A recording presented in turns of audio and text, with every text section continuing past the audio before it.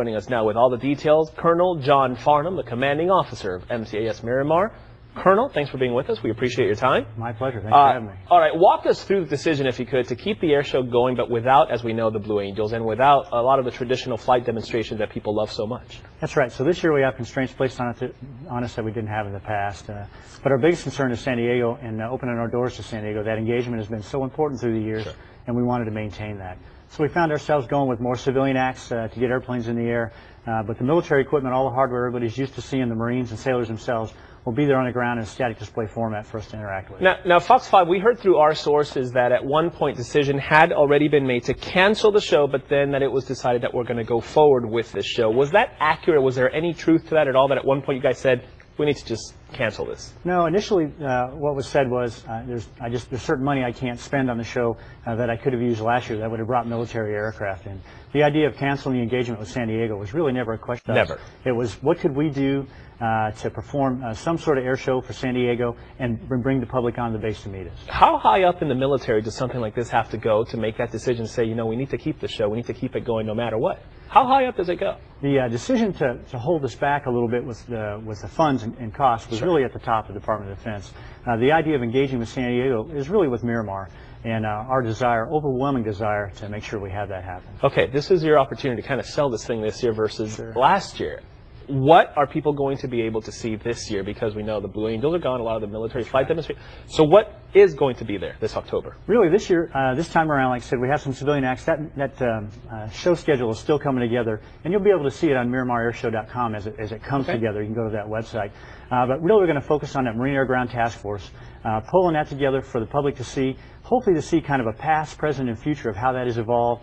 And most importantly, to see our Marines and sailors. What is your message to the folks, to our viewers who are big fans, who go every year in droves to this thing?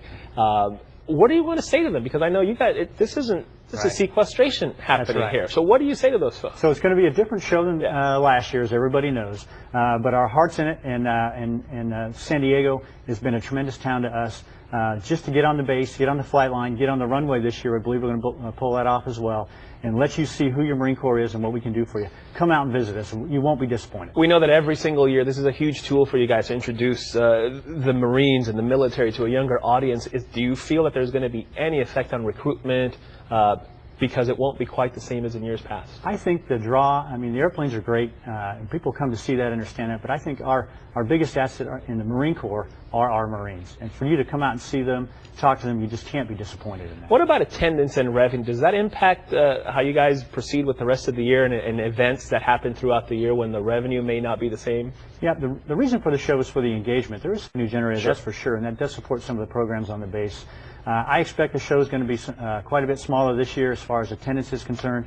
But once again, our goal is to open the gates and allow San Diego on. We're all big fans of the air show here, so we're wondering, I mean, are you guys planning to have other fundraisers to kind of make up some of that lost money, or is this something that's still on the agenda for you guys? I think this year the air show is really the central focus. I'm hoping later in the spring maybe to bring people out on the base to do some sort of race series, to see parts of the base that you haven't seen before. But once again, the focus really, as is in years past, is our air show. Colonel, we know you're a great spokesman, but you're also a big, you're an aviation guy, right? Without a doubt. On a personal level, it's kind of, because I know we live in the area and we always love to see the air show. On a personal level, does it kind of just, oh man, we're not going to have the way that it used to be. It's 3 days, now it's 2, and the Blue Angels aren't going to be there. How does that affect you personally? I know you're a big. I missed the show. Yeah. What we had last year was tremendous, and seeing that for the first time, I was amazed at what we were able to do.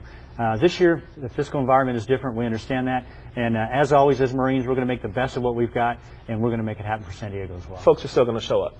Well, I look forward to having them there. Colonel Farnam, we thank you, sir, for your time. Thank you very much. Appreciate it, as always. All right, Sally, over to you.